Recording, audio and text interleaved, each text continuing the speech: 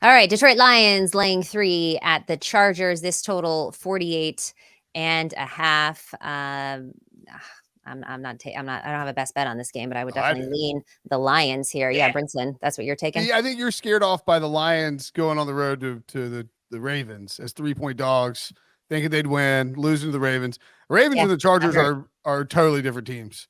The Chargers had 191 total yards against the Jets and still managed to win by like 20 plus points. I mean, what a joke. This Chargers offense is broken. Kellen Moore versus Joe Lombardi didn't fix it. The defense is playing much better the last couple of weeks, but the Lions' strength is their offensive line. You're not going to see Joey Bosa getting free runs at Jared Goff the way he got them on Zach Wilson. Weather, it's in LA, so weather's not a factor. And before you think about giving the Chargers any kind of home field advantage, think about how many times we've seen Lions fans flock. Like, dude, what's the weather? I mean, it's hot across the country right now because of like whatever ecological concerns. Well, I'm just saying, like, I mean, it's 75 degrees here in North Carolina in like the middle of November. Wow.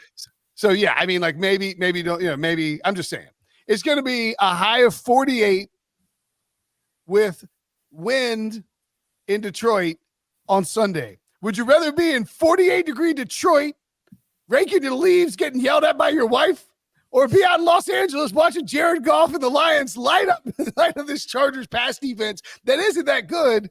And I just think the Lions will be able to run. They're getting David Montgomery back. I think they'll be able to do a lot of stuff. Use Jahmyr Gibbs in the passing game. I like the Lions here to win on the road, RJ.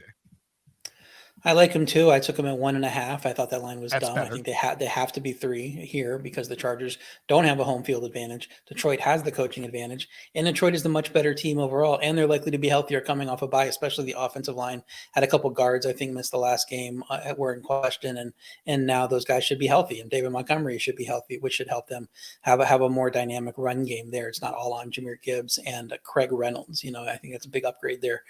Chargers defense 30th in yards per pass. Detroit's offense is 8th. This could be a field day for Goff. I'm not reading anything into the Chargers defensive success the last few weeks because of who they played there. Chargers offense 11th in yards per play, but that's after 3.4 yards per play against the Jets. Just did not play well at all against the Jets. And Detroit's defense pretty solid across the board, has a good secondary. So I think everything points to Detroit winning this game. Loved it when it was less than 3, and at 3 I would still lean that way, but not a best bet. And I also love Detroit as well, guys. And that is not a best bet from the show, but I did put it on the site. So I'm in full agreement as far as the side is concerned here. But I have a prop that I love as well. And it's Austin Eckler under 48.5 rushing yards. Eckler has eclipsed this one time, Brinson, just in week 1 where he snapped off a 55-yard rush against the Dolphins. It was a very strange, high-scoring game there as well. 4 consecutive times he's been held under this line.